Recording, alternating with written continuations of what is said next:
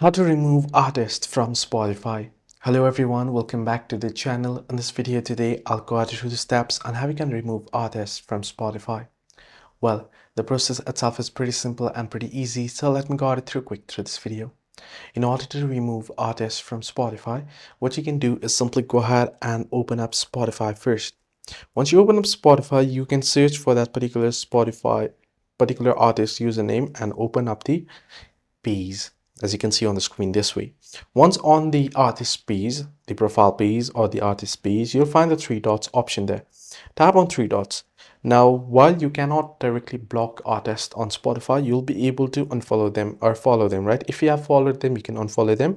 And also you can tap on don't play this artist option.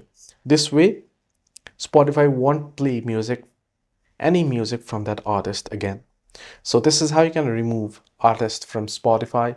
Hope this video helped. Do like and subscribe, and do not forget to leave the comments down below if you have any further issues as well.